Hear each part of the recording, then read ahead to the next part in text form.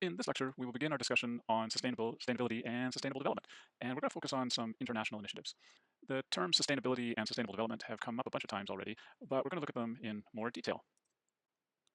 I'm going to begin with the topic with this graphic from Constanza et al., the paper that you have, on measures of national welfare and prosperity that we were dealing with in the last topic. This graphic nicely highlights how everything fits together and provides a context for our overall discussion. In the first few weeks of the course, we focused primarily on getting a basic understanding of the natural environment that provides a foundation for the functioning of the entire society. In this chart here on this graphic, this is represented by this capital assets box at the bottom, which also includes human and social capital. You might remember from our discussion of the techno-optimist perspective that human ingenuity is a valuable resource. Now, if we want to live on this planet for the long term, the overall goal of human activities should be this top box, the sustainable, prosperous, and equitable well-being of all humans in harmony with nature. In the last sets of videos, we've discussed different sets of measures of national welfare and prosperity that can provide guidance for policy decisions on development. We saw that the different measures represent different sets of values and worldviews, and they result in different priorities. One of the measures we looked at, the gross national happiness, is a subjective measure of well-being that aims to measure how are we doing directly without any assumptions between consumption and happiness. So we don't try to force a linkage between consumption and our happiness. The next question is, how do we get from capital assets at the bottom to the overall goal of sustainability at the top? And this is where this idea in the middle here of sustainability and sustainable development come in. The ideas of sustainability and sustainable development provide a framework or a roadmap for how we can turn assets we have into just and equitable welfare for everybody in a meaningful way, and also dealing with this overall outside box of the constraints of our planet. Now, sustainability overall is a very big topic, and of course, like many things in the course, we're only able to introduce it to you and just scratch the surface. There are several other courses that deal with sustainability at SFU, and in fact, you can do a whole minor in development and sustainability. The goal here in RIM 100 is to give you an introduction to the topic so that you know what some of the key concepts and definitions are, and you're aware of some of the major initiatives that are currently driving sustainable development. Over the next couple of weeks or so, we will cover the following sustainability topics. First, we will get a bit of an overview of international sustainability initiatives and some of their history. In this discussion, we will also introduce a definition for sustainable development. In the second topic, we will look at what we mean when we talk about basic human needs. Because human needs is a key term in the definition of sustainability, we need to have a good understanding of what these human needs actually are. While the first two topics are fairly high level and focused on international initiatives, the third topic will introduce an alternative definition of sustainability that offers more tangible guidance on how to implement sustainability at the level of a community, company, or even in your personal life. And the final topic we are going to look at, we will link things back to the management of natural resources. So let's get started with the first topic, an overview of international sustainability initiatives. By the end of this lecture, I want you to have a general understanding of the history of sustainable development initiatives at the global level. I would like you to be able to recite, and yes, I do mean recite, the Brundtland definition of sustainable development, and I would like you to know the importance of both the Millennium Development Goals, or the MDGs, Millennium Development Goals, and the Sustainable Development Goals, or the SDGs, which are the two most recent overarching sustainability initiatives of the United Nations Development Programme. Now, while there are similarities between these two programs, obviously, there are also substantial differences, and you need to understand these substantial differences. As we've talked about earlier in the course, the environmental grassroots movement rose up in about the late 1960s. Some of the key influences for this movement were Paul Ehrlich's book, The Population Bomb, and Rachel Carson's book, Silent Spring. In the beginning of the course, we discussed the iconic blue marble picture that's shown here that was taken from one of the Apollo missions as they were heading towards the moon. This picture really showed the fragile and, importantly, finite nature of the planet in a very powerful way, and this was the first time that humans saw the Earth in this way. Given all of this background, the environment and the future of the planet really became a major concern at the United Nations level beginning in the early 1970s. The first conference on the topic of the environment and the future of the planet was the United Nations Conference on the Human Environment, and this was held in Stockholm, Sweden, in 1972. Canada actually played a central role in this conference, as it was chaired by Maurice Strong, a Canadian diplomat and Undersecretary of the United Nations at the time. Interestingly, Strong was also a very active business person in Canada, with investments and involvements in the oil and gas and energy sector. Now, in preparation for the conference, Maurice Strong commissioned the world's first State of the Environment report as background information for the negotiations. This report, which was titled Only One Earth, was written by René Dubois, a French-born American microbiologist, and Barbara May Ward, a British economist and writer. Now, this combination of backgrounds ensured that the report included both the ecologist and the economist perspectives, which, as we know from our discussions when we talked about the big debate, those were a bit at odds at the time, those two views, the ecologists and the economists. Now, the report that they drew up provided quite a bleak picture about the state of the global environment and highlighted some of the action that was required. As a result of this report, the delegates at the conference adopted what's known as the Stockholm Declaration. And this defines 26 guiding principles on how humanity should really be interacting with the environment. Here's the list of the 26 statements included in the Stockholm Declaration. And okay, you don't have to memorize these statements, but it is worth seeing them to get a sense of the perspective at the time. So let's take a look at some of the main themes. Now, right in the first statement, it clearly states that human rights are above everything else.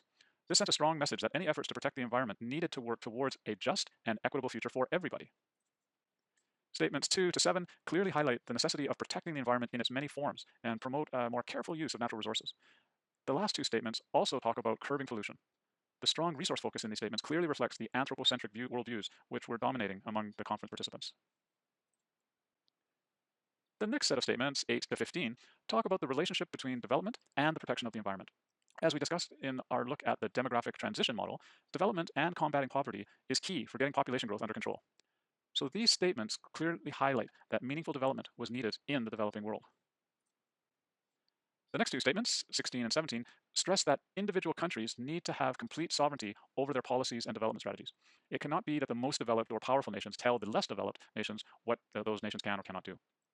This relates back to the first statement on human rights and the point that we should be aiming for an equitable and just future for everybody. Statements 18, 19, and 20 discuss the role of science, technology, and education in combating environmental degradation and creating a better future. Now, the last six statements, 21 to 26, talk about different countries and how they should interact with each other. And while each country controls their own development, that development should not harm other countries. And meaningful progress depends heavily on cooperation at the international level.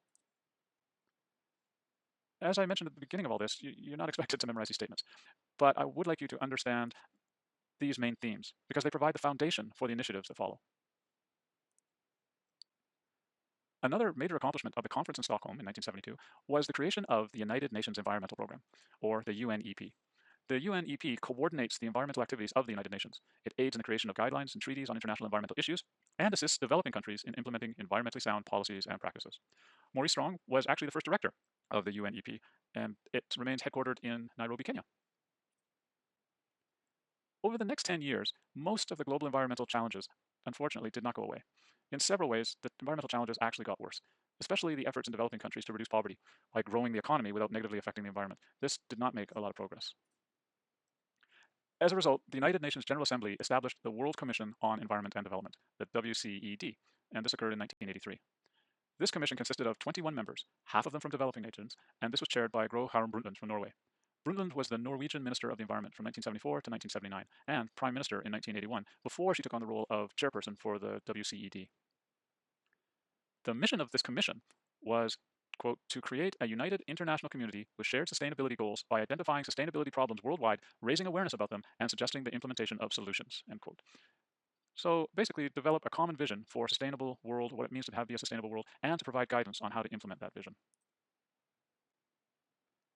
The commission went to work for 4 years, and in 1987, they released their report called Our Common Future, which is also known as the Brundtland Report.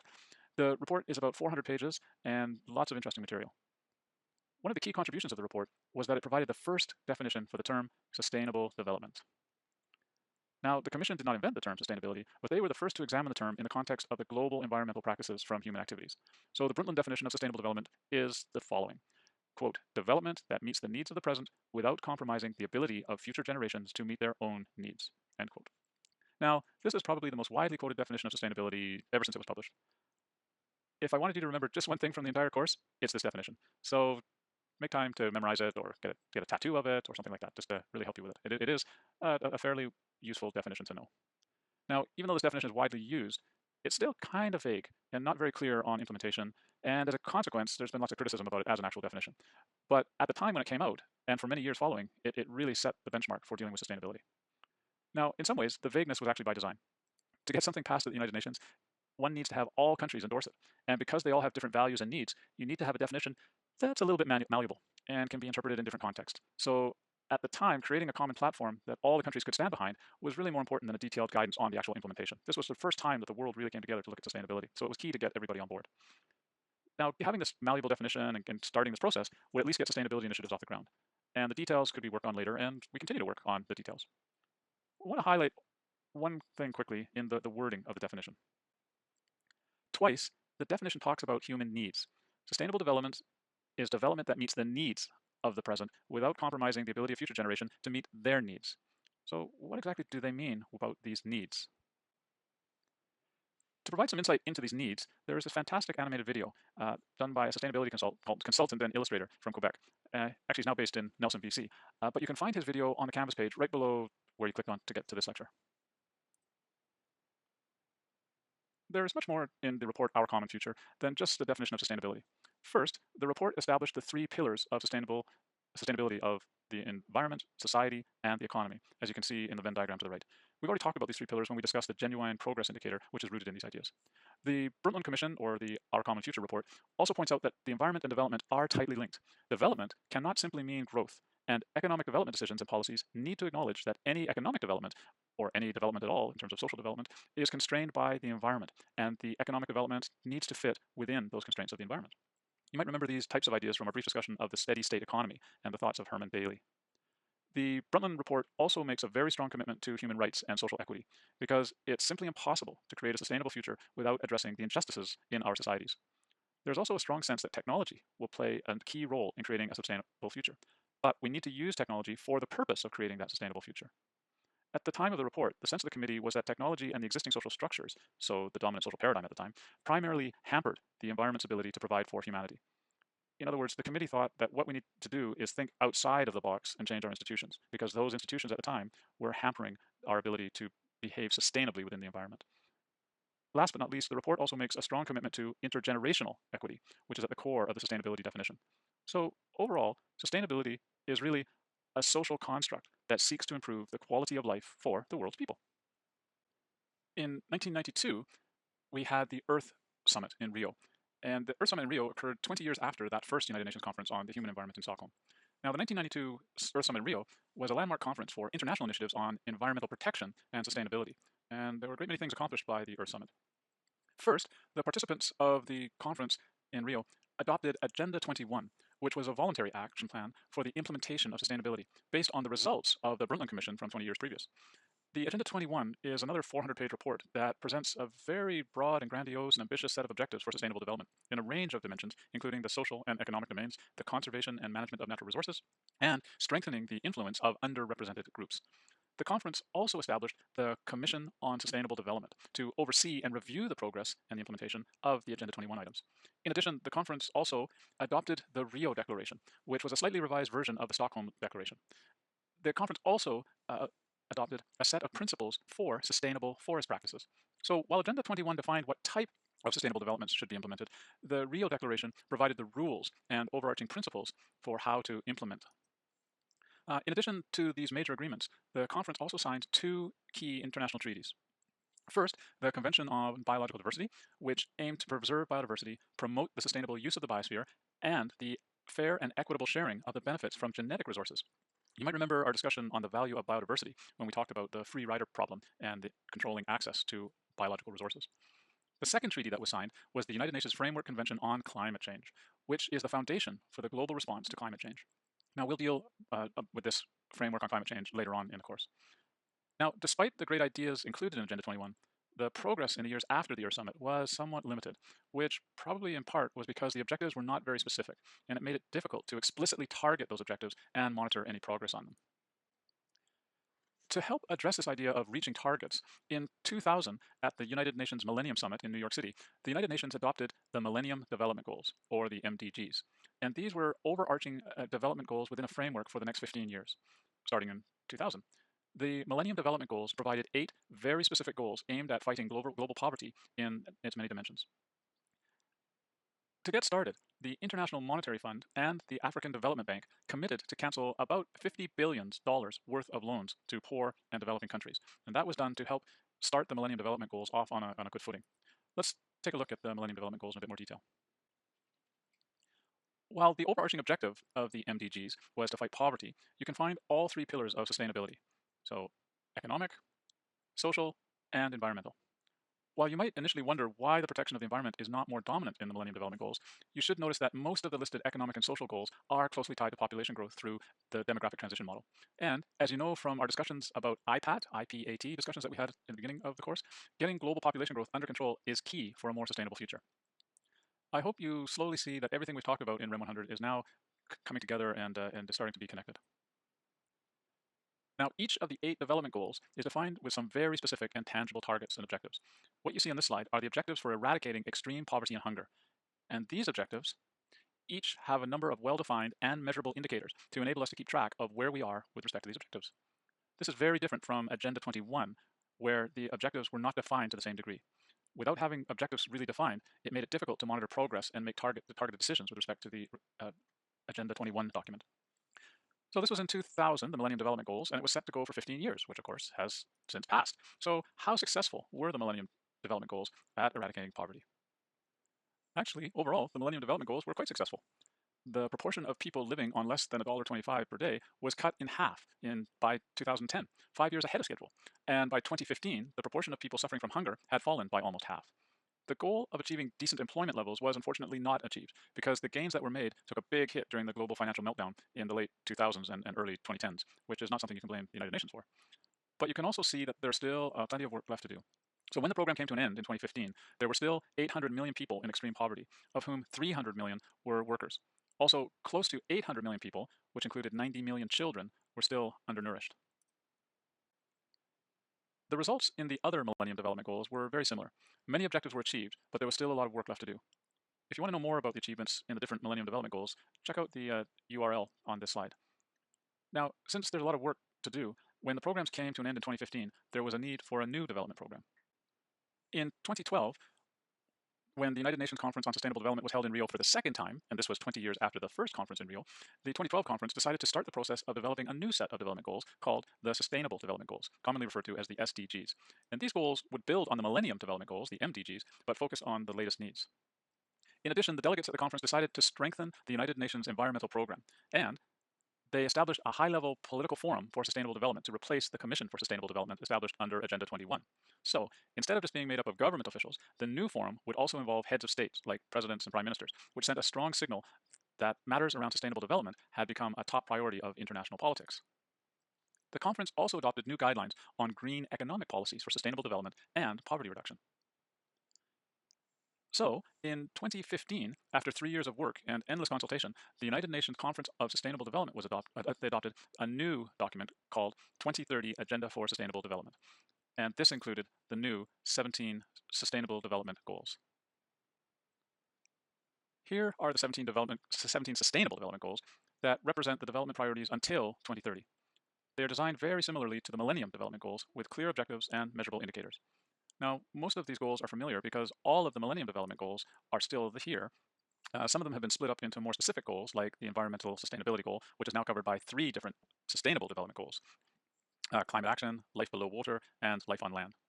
Other Millennium Development Goals were combined into a single one, like goal number 3 of the Sustainable Development Goals.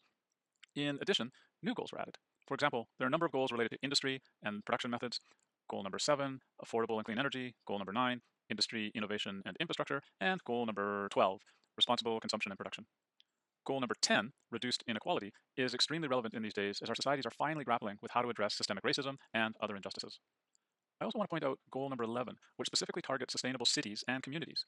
It's necessary to realize that the United Nations predicts that by 2030, 70% of the global population will live in cities. And as a consequence of this, any meaningful sustainable development needs to include these cities and urban areas. As you can see, the Sustainable Development Goals cover the 3 pillars of sustainability more comprehensively than the original Millennium Development Goals. And the other big difference is that these goals apply universally to all countries and not only developing countries.